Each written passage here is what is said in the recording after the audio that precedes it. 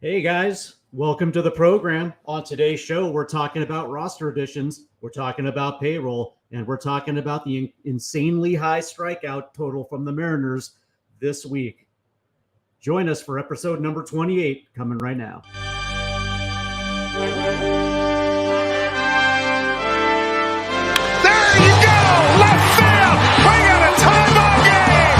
Julio! Oh, baby, what a moment!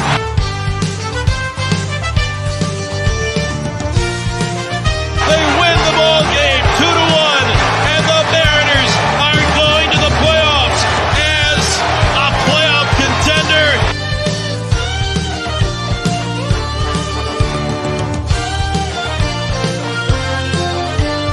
And the Mariners win the game! J.P. Crawford comes up huge! That's what I'm talking about!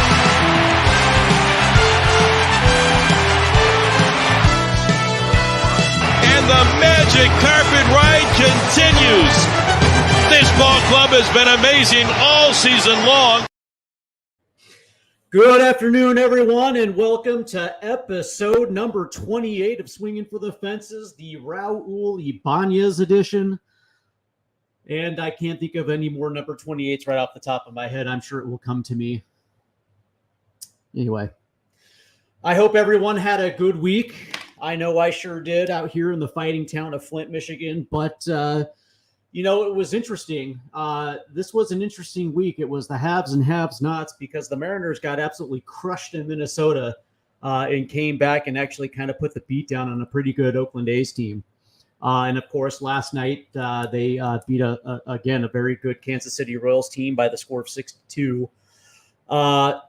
Before we get into all that, quick news and notes. The Mariners have made a deal today, sending Tyson Miller, and I believe in cash considerations to the Chicago Cubs for Jake Slaughter. For those who have no idea who Jake Slaughter is, don't worry. He's a depth piece. He was at AAA Iowa, but he was hitting 297 with a 392 OBP. He was slugging 487, and his OPS was 879 in the International League. Not exactly the hitting paradise as the Pacific Coast League, but certain stadiums, obviously have different hitting conditions. 5 home runs, 17 RBIs, 6 doubles. He 32 strikeouts to 15 walks, and he was 10 of 11 in stolen bases. This is the key definition of a depth piece. Slaughter also does play a few outfield positions as well too. So this is your typical Seattle Mariners depth move, just in case, having a guy in Tacoma that you're willing to give some at bats for if need be. And of course, the Rainiers also have a few guys down there, Cade Marlowe, Samad Taylor as well too. So the Mariners do have a few options if need be. So there you go. So I want to start off the show by talking a little bit about a red flag. And as this week had unfolded, I started noticing a few trends, kind of like Mitch Garver starting to come around a little bit. Mitch had a few good performances over the course of this last week, and same with Polanco. Josh Rojas is continuing to do what he's doing, and then even Dylan Moore. I thought Dylan had a very solid week at the plate.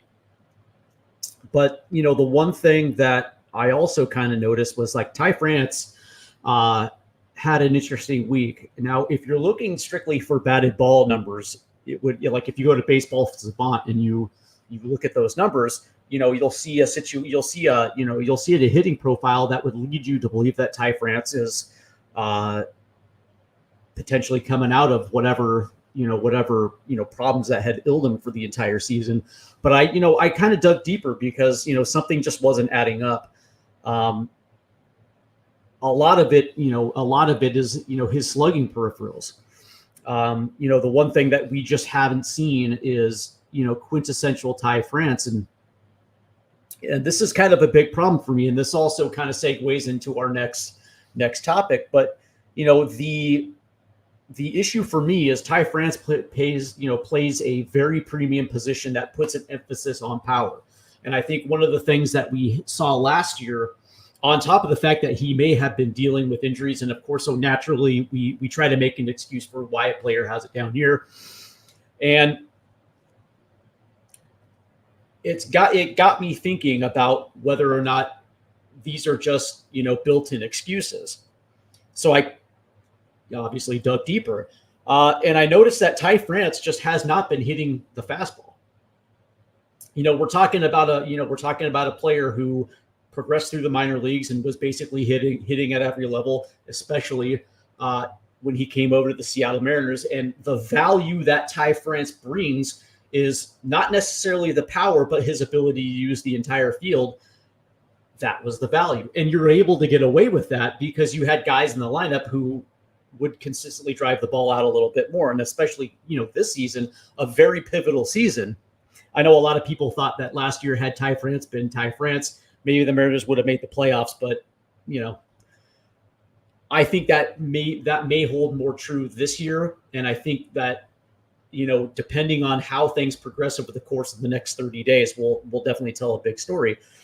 The red flag for me is the fact that Ty France is only hitting a $150 against versus the fastball, a 244 OBP.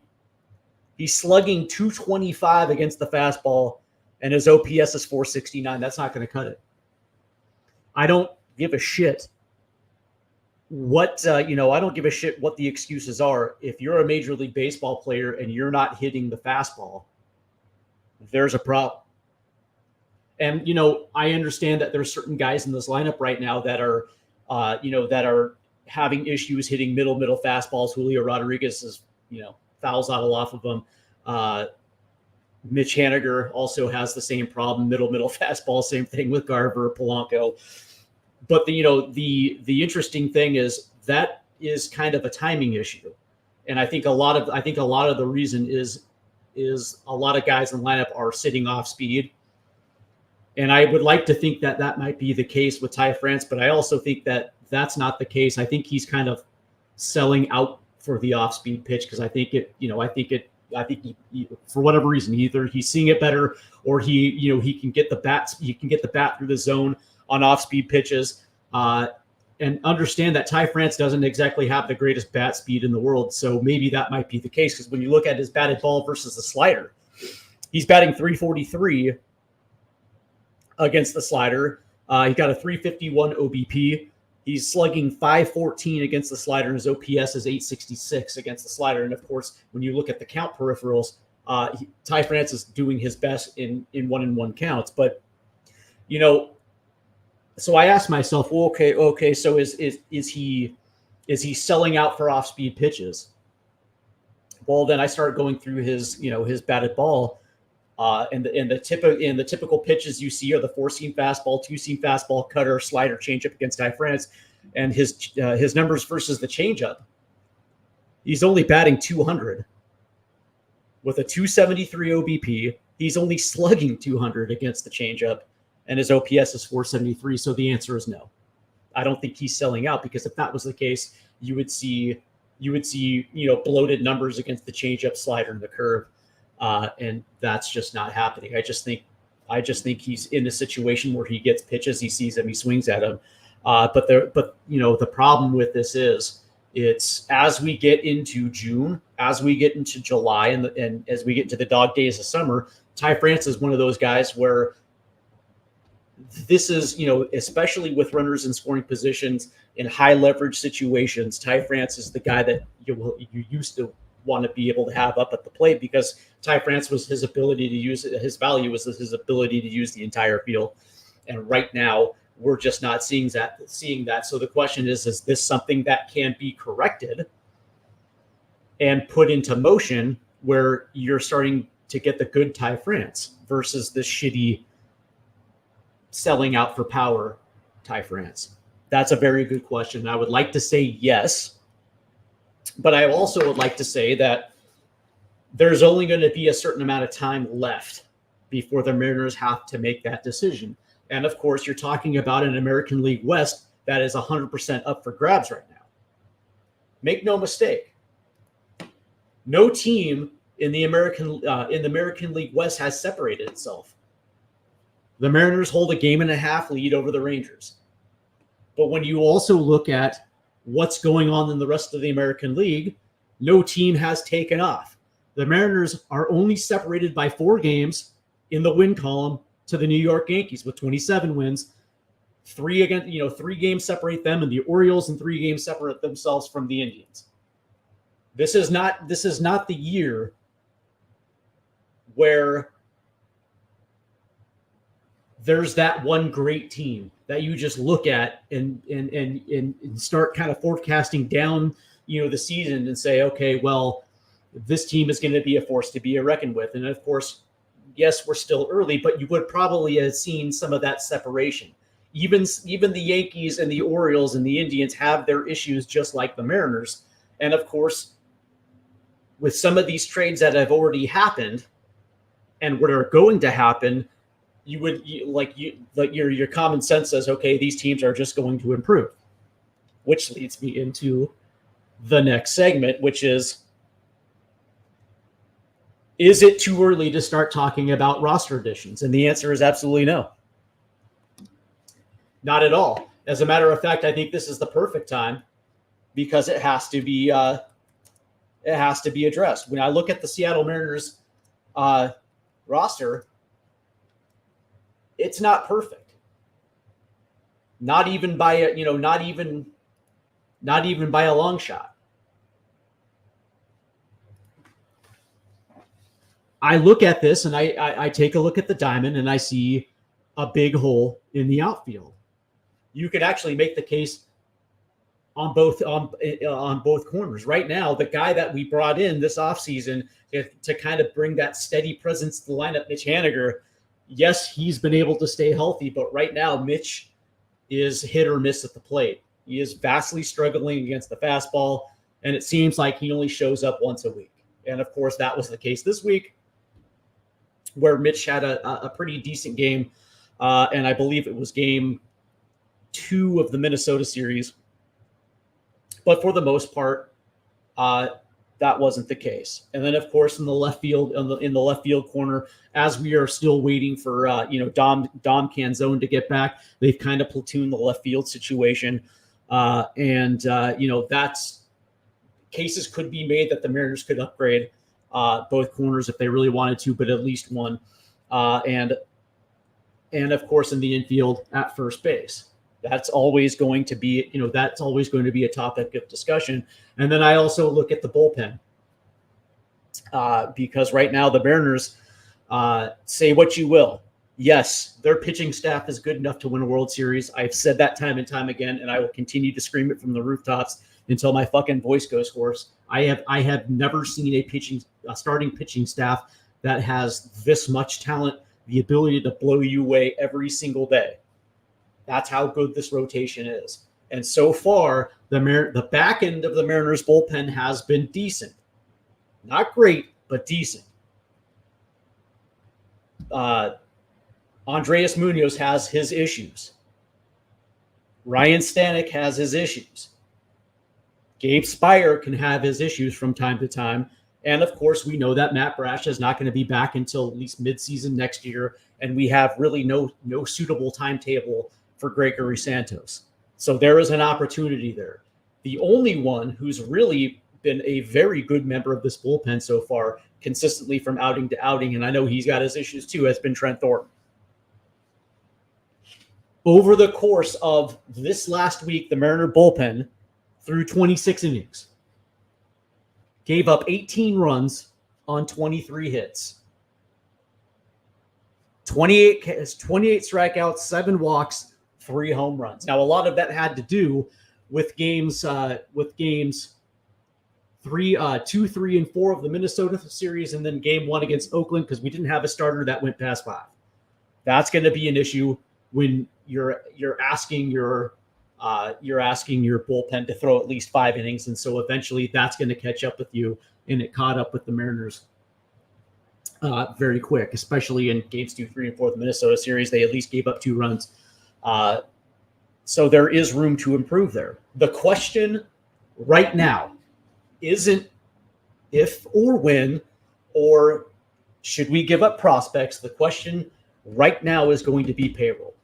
The Mariners right now sit around $140 million, give and take, depending on which source you're looking at. Will the Mariners, more specifically, will Jerry Dipoto be able to add payroll? Because that's going to determine the type of player they bring in order to fill. And so the question is, okay, cool. Is it impact? Is it more depth? I mean, obviously they just traded for Jake Slaughter. Very, when you look at the numbers, it seems like it's a very solid depth piece. But there's no doubt that all they would have to do is bring in two players. Two players that would actually make this team pretty goddamn fucking awesome. I have a list right here. I have a list. If they wanted to make a big splash, a very big splash, I got 3 names.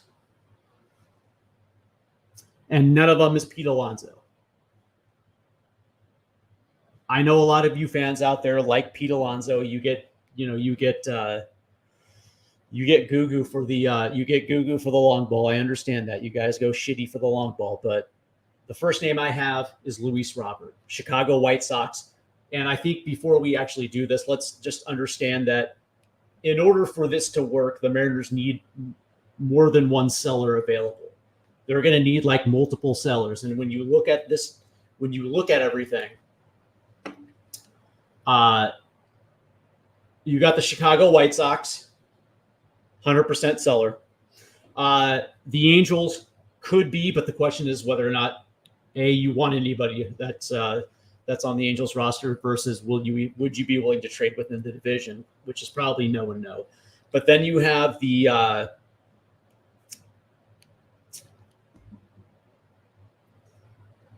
St. Louis Cardinals, Colorado Rockies, Miami Marlins. Done, and done. So right there, there's 4. And then, of course, you have to look at the bottom 3 of the American League Central: Pittsburgh, St. Louis, and I believe Chicago. So there's going to be an opportunity for the Mariners to be able to add, and that plays into the Mariners' strength, because what the Mariners do have is a very good minor league system to which to trade from. A lot of people assume it's going to have to be pitching. That's not going to be the case. The Mariners have a loaded top 10 prospects, and don't get me wrong, there are a few guys that I would love to see in a Mariner uniform as far as prospects go, but right now you have to look at prospects for what they are. Okay? Prospects to me are bullets. Like in a gun, the more bullets that you have in your gun, the more opportunities you have to hit your target. And that's to me what prospects are on very good teams, especially playoff teams. And with the Mariners, where they have their nucleus in place, that just only opens the door, because you would have to assume that because the Mariners are very good at drafting and developing, if they trade 1 or 2 or 3, they're going to be able to replace them in the draft. And when you look at some of these guys whose major league ETA is not going to be for another couple of years, it makes no difference if you trade them right now or not, because they're not going to be playing in the immediate future. And when you look at the window, it's 100% open right now. The Mariners are in a very good position to run away with this division this year and put themselves in a very good situation, not just this year, but also next year as well too. Because the ultimate goal is to what? Win a fucking championship. That's it. That's the goal. And because the American League seems wide open, and nobody's really running away with this league, it seems like the Mariners are in a very good position to push.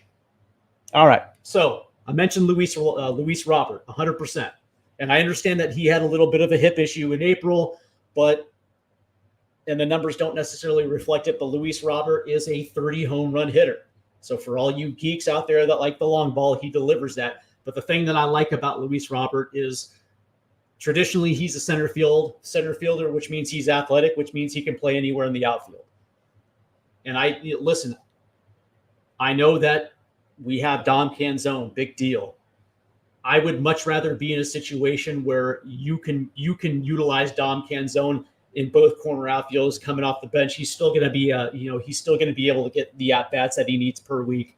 I think that makes the Mariners strong, bench wise, but also in just deployment. Being able to deploy Canzone in any different situation versus versus righties. Luis Robert, number one. I love Luis Robert. The other guy is Jazz Chisholm. Right now, I think he's like a 250 hitter, but he's got like a 360 something OBP, 5 home runs. I think he's getting close to 20 RBIs right now. Jazz also this year, center fielder, the athletic ability to play multiple positions in the outfield. And of course, because the Miami Marlins are in a situation where they're not going to be competitive, of course, they just traded one of my favorite players, Luis Arias, to the San Diego Padres. You would probably assume that the Miami Marlins are open for business. They are. I know a lot of people think Jesus Luzardo would be a good addition. You can move a guy like Brian Boone to the bullpen, maybe. Don't know. But, the thing I like about Jazz is that he gets on base. Good contact hitter, stolen bases, and he brings that speed element to the lineup that I personally like. And I think that would be a natural fit in this lineup, considering that, the Mariners need more guys that consistently get on base. So, Jazz Chisholm would be phenomenal. The other guy that I like is a bullpen guy. And for me, this is the one that kind of gets my juices going, and that's Tanner Scott, Miami Marlins closer. And the thing I like about this is because of what we were talking about at the top of the show, because you tend to have problems time to time with the back three high leverage arms in our bullpen. It would be nice adding that fourth guy who's going to be dependable. He's got a wipeout slider.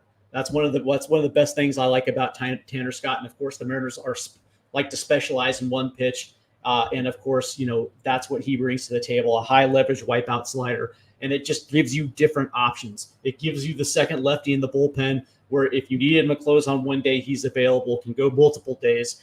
But he just gives you so much more options down at the back end of that bullpen, which is, that versatility is kind of something that the Mariners don't have right now, especially considering that, the way Service is using this bullpen, certain guys are not available on back-to-back days. It'd be nice having that high leverage arm who you can throw out there on back-to-back days, and Tanner Scott's kind of that guy. But it also sets this team up to when Santos gets back. You're going to have 5 guys who are capable of pitching multiple high leverage innings, and it just shortens the game. To me, those the corner outfield position and bullpen are probably the 2 areas where it makes the most sense. And I don't think there should be any conversation regarding prospects on this one. If you have the opportunity to get a Luis Robert or a Tanner Scott, you make those moves 10 times out of 10. And we'll talk about a couple of prospects that I think you would have to be open to, to dealing.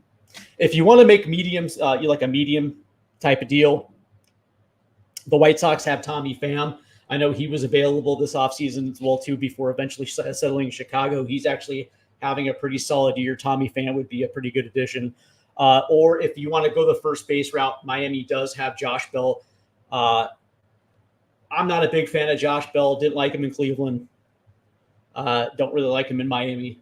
He's a guy who is kind of feast or famine, and that's my biggest problem with a guy like Pete Alonso. It's the same thing. Obviously, Alonso hits slugs far better than Josh Bell, but Josh Bell, cost effective, and fills a need. And then also Jalen Beeks of Colorado, their closer, has actually been quite effective in their bullpen, and he's also like Tanner Scott, where he gives you that wipeout pitch. and gives you just more weapons in the back end of the bullpen. And so to me, those are some of the names that stick out to me right away that would improve this team right now. And depending on who you run out and get, depends on the volume of prospects that you have to give up. But that being said, all of those names should be on the board, and all of those names you should want. But again, we get back to whether or not this team is primed to add some payroll, because that's essentially what's going to happen. So we shall see. Speaking of which, in order to pull this off, you have to make some very tough decisions. I know that when you kind of look around and you started seeing some of these teams graduate some of their top prospects, it almost certainly means I'll take a good example. When Baltimore started calling up the bulk of their top prospects, industry insiders around the league started looking for that team that had that next big wave of position player prospects, and a lot of people believe that the Seattle Mariners are that team. And the guy that they usually point out to is Cole Young. Cole Young right now is in Double-A, along with Harry Ford, and specifically those two names get brought up, and it's like, well, listen, you should not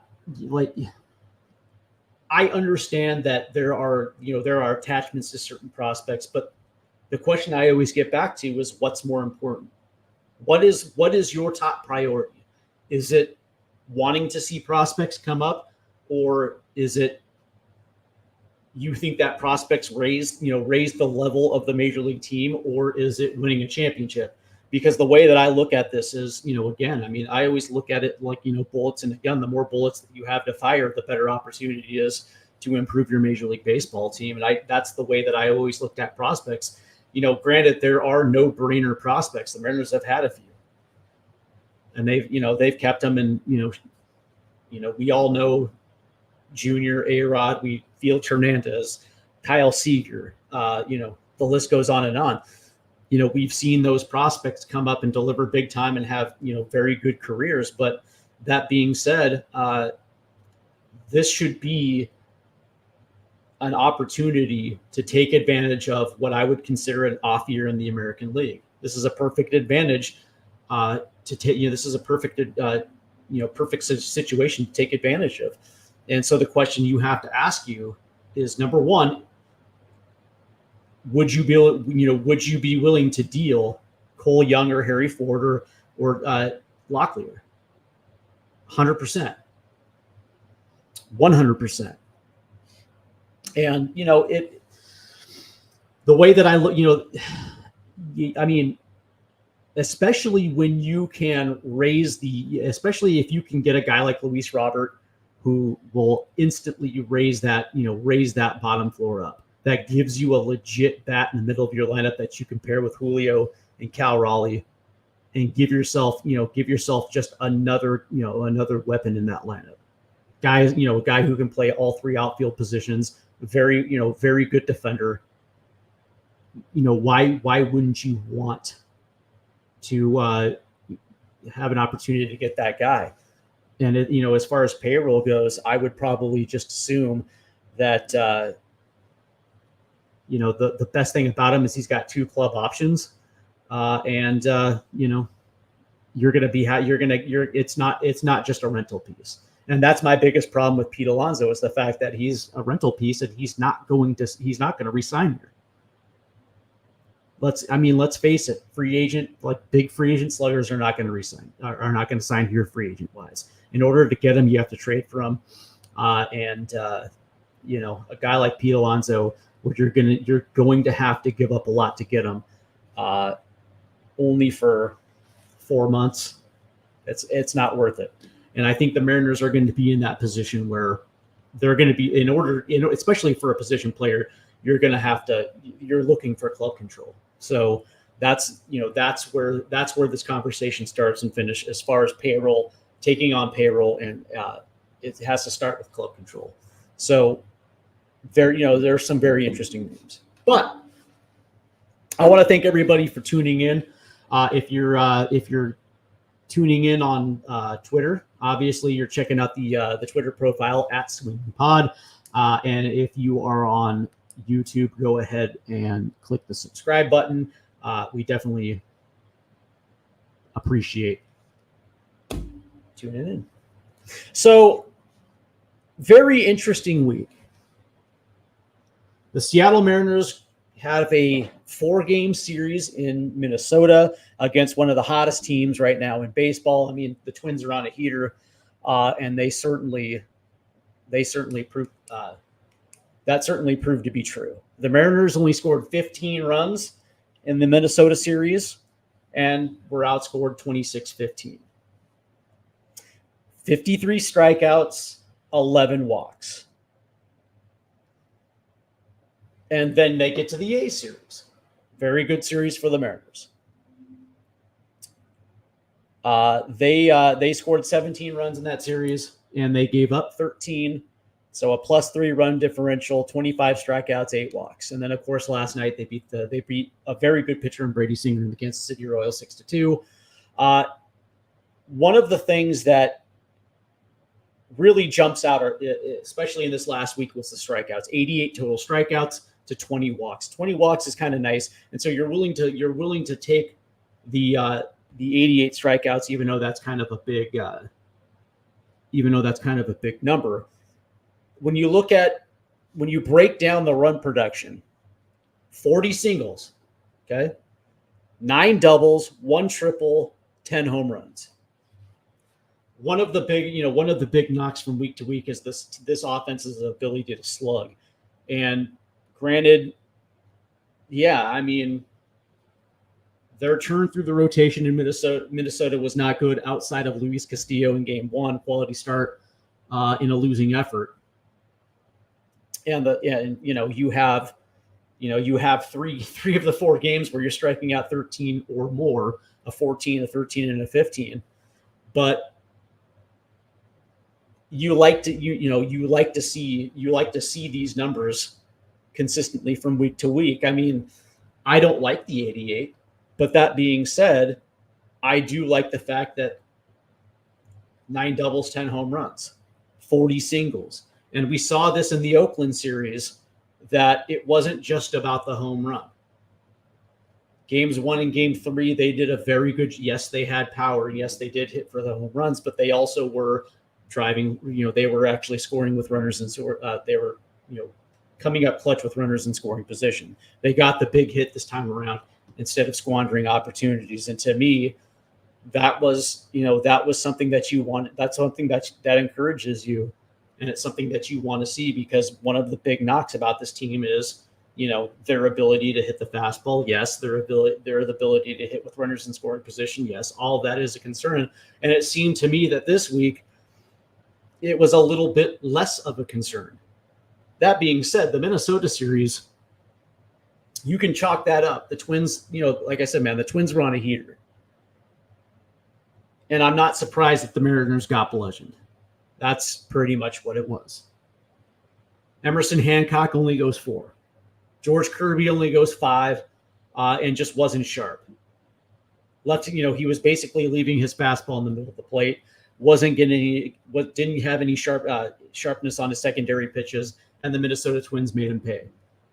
Logan Gilbert was absolutely bludgeoned, and that was shocking to me, because, as you know, I'm a Logan Gilbert guy, and the interesting thing about that start, specifically, was that Logan's fastball doesn't necessarily have the same velocity. I think it's down about a full mile per hour. But that being said, he's also got a very good split. He's got the slider, the changeup, and the cutter. It's just on that day, it just wasn't working. He just didn't have that. He didn't have that secondary knockout punch. And so, unfortunately, he just got bludgeoned. And then, of course, Brian Wu comes back, has a start, goes 4 1/3. I thought Wu pitched pretty decently in 4 1/3. But that being said, you had 4 straight days of where you had to rely on the bullpen, and guys like Cody Bolton got hit. Ryan Stanek got hit around. Even Gabe Spire wasn't as sharp, although he was, and he wasn't during the week. Snead, I think Tyson Miller, he just got DFA'd and then traded. He had 3 innings in the Twin Series where he gave up 3 runs. There was the best way to avoid those type of series is obviously you need your starting pitcher to go more than 5 innings. You need to go 6, even go 7, take the pressure off that back into the bullpen. And it literally was a tale of 2 different series this week. But I will give props because I thought that the couple guys that stuck out to me this week were George Kirby, the ability to rebound last night.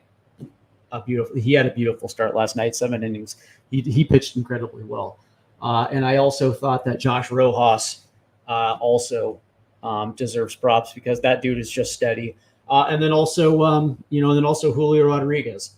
Julio had a home run this upcoming week, had 1, and it should have been 3. He got unlucky on one where he basically missed one, by a couple feet, and then he had 1 chase down.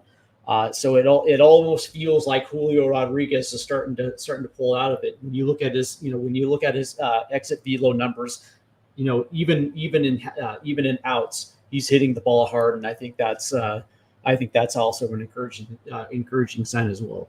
So the Mariners.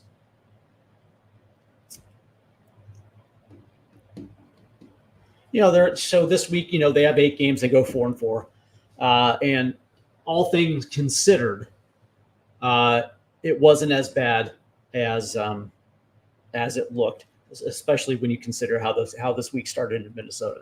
So, this is going to be an interesting stretch because the way that this sets up, the way that this schedule sets up,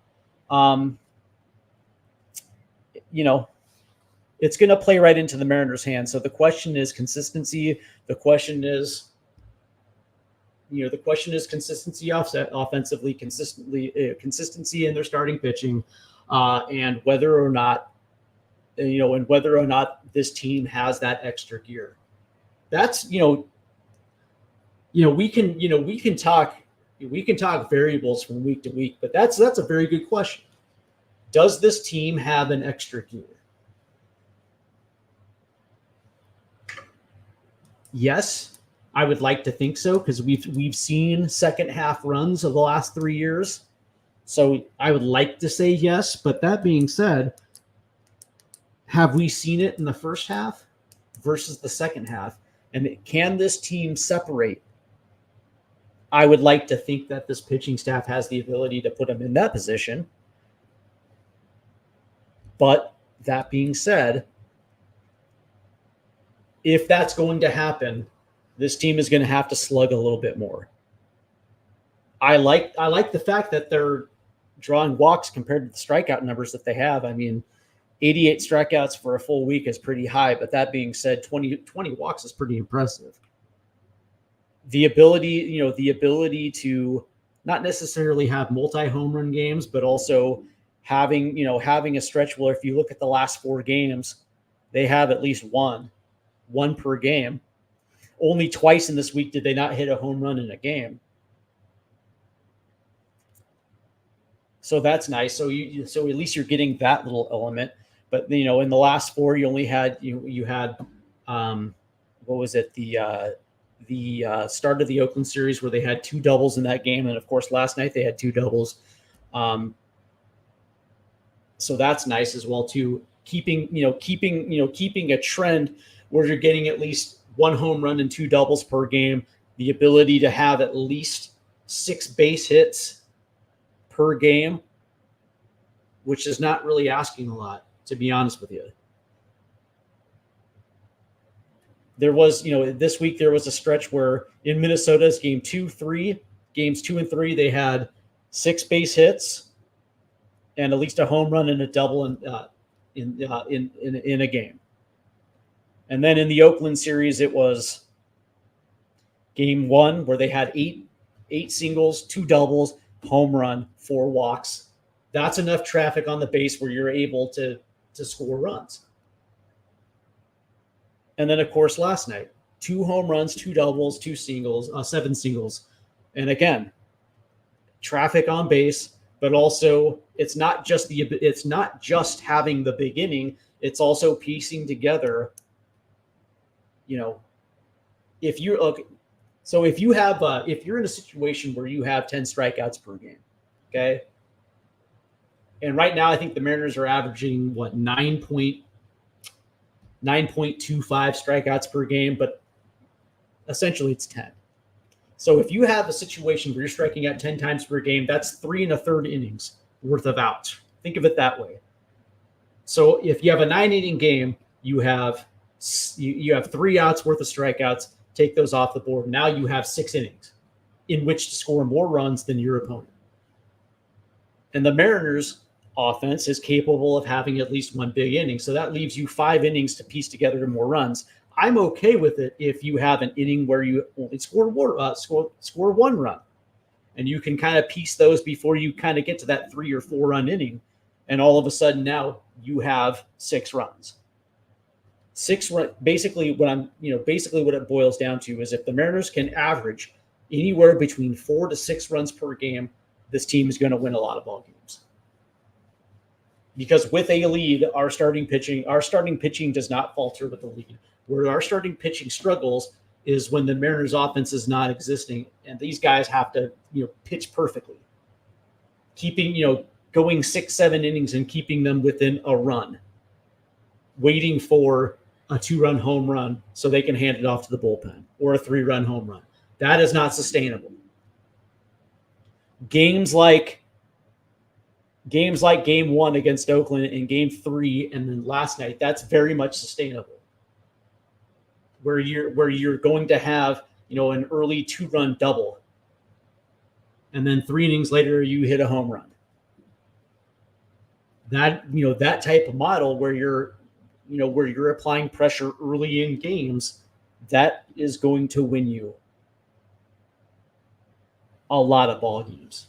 If that can happen, this team is going to be something special. But again, I get back to the question. Number 1, first base, Ty France. Those numbers versus the fastball are just not going to cut it. $150. He's only hitting $150, a 244 OBP, a 225 slugging, and a 469 OPS versus the fastball. If you can't hit a fastball at the major league level, you do not deserve to be at the major league level. And I would probably think that the time remaining on Ty France is going to be when Dom Canzone gets back. Because at that point, you can play Luke Riley at first a little bit more. And if you haven't noticed, Luke Riley's starting to hit a little bit. Last night he hits the early 2-run home run, which changed the entire complexity of the game because at that point, now the Mariners have a lead, and George Kirby was not going to surrender that lead. Luke Riley has started to quietly come out of his shell. That's not good for a guy like Ty France, who maybe checks in with a couple singles per week. Maybe he gets lucky and drives one out, but you don't see him using the entire field. You don't see him hitting doubles. You don't see him hitting the long ball. And that's what the value of Ty France was able to give you. If he was the 1585 guy as he was in 2021, 2022, where you weren't relying on him for power, like whatever he gave you power wise was gravy because you had other guys to do it. That, you're not even getting that. And of course, sometimes he can also be a liability in the field. It's not going to cut it. The question is Ty France at first base. And the question is do you think you can upgrade the outfield? Do you want to make that big splash? It's never too early to talk about roster additions. I think this roster is imperfect, and I think this roster could be improved. And I would probably assume that question is going to be answered within the next 2 weeks.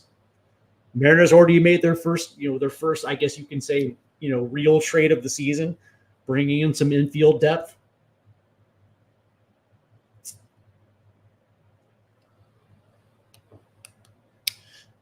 it's going to be listen,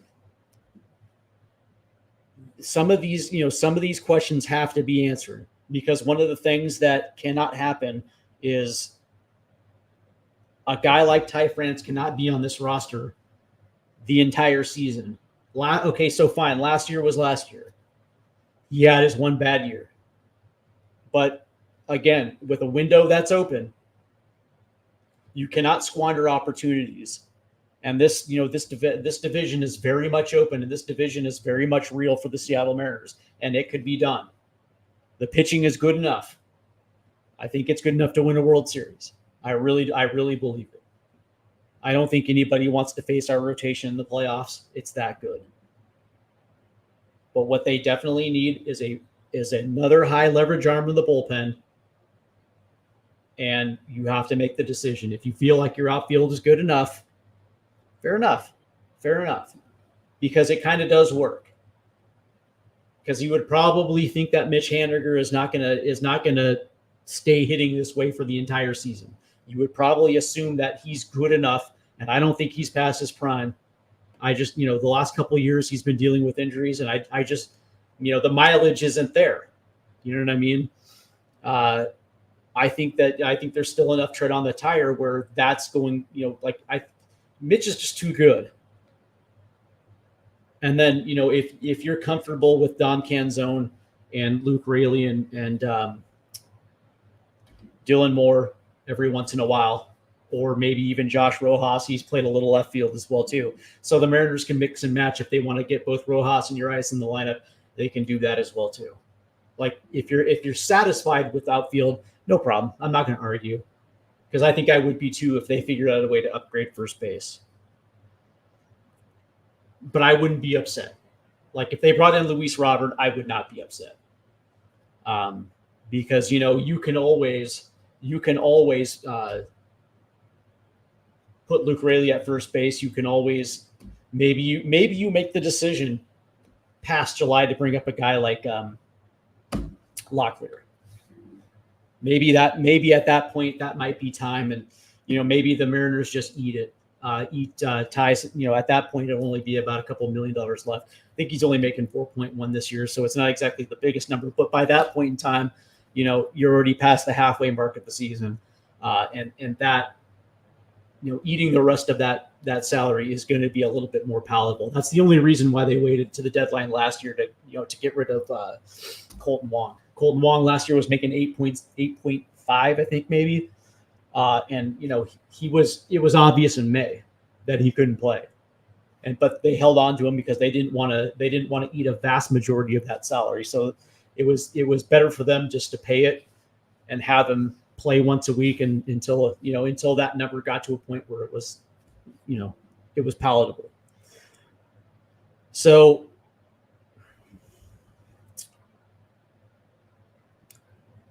yeah. Interesting week. Still, I thought, of the 8 games that we saw this week, Luis Castillo, 2 quality starts. I think a quality start now. I think a quality start now consists of at least 6 innings, less than 3 runs. Yeah, something like that. So he has 2. Kirby rebounded to have a phenomenal start. Even Bryce Miller made an appearance in the quality starts this week. But again, that bullpen. I know a lot of fans think it's good, but this week it just wasn't good. I mean, 26 innings pitched, 18 runs, 23 hits. You're getting tattooed, and I understand the best way to improve that is not, at least have your starters go deeper into the games. And of course that is true. But that being said, once they're in the game, they can't put themselves in a situation to get tattooed. And it looked like at least on 4 occasions this week that was the case. So I'm hoping this week it's a little bit different. But as of right now, it's going to be it's a carefully orchestrated dance, because there's going to be situations where you have to use non-high leverage pitchers in high leverage situations, especially if you burn through Gabe Spire and Andreas Munoz. And all of that determines not just the inning, but also how many pitches are thrown and stuff like that. And determines their availability for the next day. So if both pitchers have at least 20, go an inning in the third, and they blow through 30 pitches in that sequence. Yeah, they're not going to be available the next day, which means you're relying on Trent Thornton, who has been very decent. Austin Both, Cody Bolton, guys that I just do not trust in those situations, and it sucks because we lost Tyler Saucedo for a while, and now we're relying on Kirby Snead. We'll see. All right, so we're at that point in the show where I do want to thank everybody for tuning in. This week, winners and losers. Well, it's going to be interesting, man. I think this week's winners. I like the quiet. I like the quiet winners. The off the beaten path winners, the ones that you're not really paying attention to because you're focused on the big name guys, the Julio Rodriguez, the Cal Raleighs of the world, and rightfully so, because those guys are the focal points of our lineup. But quiet as it's kept, man, I thought that Mitch Garver had a solid week. Nothing flashy, but I thought he had a solid week, man, and I thought he put up some very good performances this week. I also, the quiet contributor Josh Rojas continues to impress me. But I would like to shout out Luis Castillo this week. 2 quality starts, and whatever that was ailing him to start the season, I believe that he has turned that corner. I think Luis deserves a big shout out. 2 turns through the rotation, 12 innings pitched. He gave up less than 5 runs. Gave the team multiple opportunities to win, especially in that first game. But the Mariner offense was non-existent. 14 Ks in that opener versus the Minnesota Twins. So big shout out to Luis Castillo. Also shout out to Brian Wu. We get Wu back. He had a very impressive first start. I think he had kind of like a shaky first inning, but he settled in after that. And of course, you probably would assume that to happen first start of the season. Nerves are going to get you. But I thought Brian Wu had a pretty good first back performance. My loser of the week, I think it would be easy to pile on for Ty France, but we're not going to do that this week. We'll give Ty a break. To me, it's the bullpen. The entire lot. 26 innings pitched, 18 runs, 23 hits, 7 walks, 3 home runs. I understand Minnesota was on a heater. I get it. I absolutely get it. But you still have a job to do. And that was not done. I don't want to hear it. This is, the argument is, I think because our starting rotation is so good that our bullpen kind of gets lumped into it. But let's understand that we don't have Matt Brash. We don't have Santos. We got rid of Justin Topa. How awesome would how comfortable would you feel if we still had Justin Topa in our bullpen?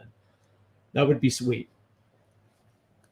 But, and it's not even the back end of the bullpen. It's kind of the middle relief, which is a pack of the Cody Boltons of the world, the Austin Both, the Edward Brazardos of the world. I'm sorry, man, just not cutting it. It really isn't, especially Bizzardo. I don't understand why we DFA'd Tyson Miller. I understand his last 2 appearances. I think he had like a 2-inning appearance, a 1 in the third, and he gave up 2 runs. I understand it in the Minnesota series, but are you telling me that Tyson Miller doesn't give you the same amount of value or better than a guy like Austin Both or Cody Bolton? It does, and especially when you consider that a guy like Bizzardo and Bolton still has options, and what you easily could have done is just send one of them down. But they traded, they ended up DFAing him and traded him to Chicago. whatever, man. But yeah, that bullpen was not good at all this week. And now, does that change the outcome of some of those games in Minnesota? Maybe. Maybe game 3. Maybe even game 4. But such is life. All right, so the rest of this series, the Kansas City series, and I believe tonight, as I pull up my news and notes here. Buffering. Disco. Where are you at? Here we go. It'll be Logan. I believe we got Logan Gilbert versus Michael Wacha tonight. And, here's the interesting thing about this matchup. And I think the good news for the Mariners, and when you're looking at an opportunity to take advantage,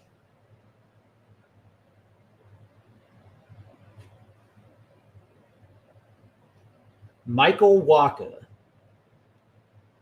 does walk a lot of guys.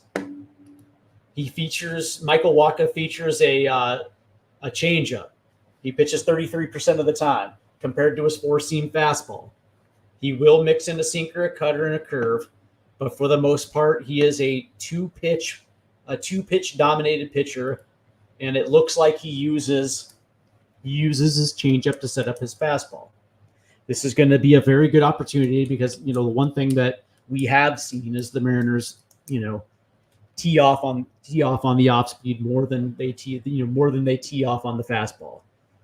This should be a very good opportunity to get in early, put pressure on Wacha, and get him out by the 5th inning. I actually like the Mariners tonight in this one, and I would probably think that you're going to see a pissed off Logan Gilbert coming off the performance that he had in Minnesota. So that's something to keep an eye on. I think that the Mariners win tonight and win the series, and go for a sweep on getaway day, where it is Brian Wu versus Alec Marsh. Alec Marsh himself throws a 4-seam fastball that touches about 95, but he throws it 36% of the time. He's got a slider curveball, which he throws about 19% of the time. And he is also a guy who has a tendency to give up a lot of runs and give up a lot of walks. Last 2 starts, he's given up the long ball, and he had a 7-walk performance. And he's had 2 walks in each of his last 2 starts. So an opportunity right there for the Mariners to not only win this series, but also get a sweep of a very good Royals team. But then, then over the next week, it's a very big week, because starting on Friday, the Mariners travel to Baltimore for 3. So this is battle of first place teams. And then after Baltimore, they go to 4. They go to New York for 4. It doesn't get easy. Baltimore can pitch. And that series is going to be who's going to be able to score first and who's going to be able to get into whose bullpen. So you're going to see a lot of good pitching performances in that Baltimore series. With the Yankees, it's going the thing with the Yankees is I don't care what anybody says. The Yankees pitching is mediocre, and the Mariners have an opportunity in that series as well too. The one thing that you have to watch out for is the Yankees' ability to slug. So they have a lot of work cut out for them coming up. It starts today and tomorrow to finish off the sweep before heading out to Baltimore, and it's going to be interesting. I'll say this. What I want to see for this week is, even if they lose 2 out of 3 in Baltimore, that's fine. Take care of the sweep against the Royals, and then at least split in New York. At the very least, if not, take 3 or 4. If they lose 2 out of 3 in Baltimore, fine, but make sure that you at least back it up by taking care of what I think is an overrated New York Yankees team. If they do that come this time next week, if we're talking about a 5-3 road trip or a 5-4 road trip or whatever the case may be, 5-2, 5-3, that's fine. I can live with that. All right. That's going to do it for me. I want to thank everybody for tuning in. Next week, we should have Swanee back. He's on the East Coast dealing with some family issues. So hopefully, he's in my time zone. So hopefully we have Swanee back next week. And then also pay attention to this upcoming Sunday because, I might throw out a Sunday special as we talk to more Mariner YouTube personalities, just kind of getting involved with the YouTube, the Mariners YouTube, Mariners Twitter sphere. So definitely keep on the lookout for that. Until next week, I want to thank everybody for tuning in. Have a great week. Go Mariners.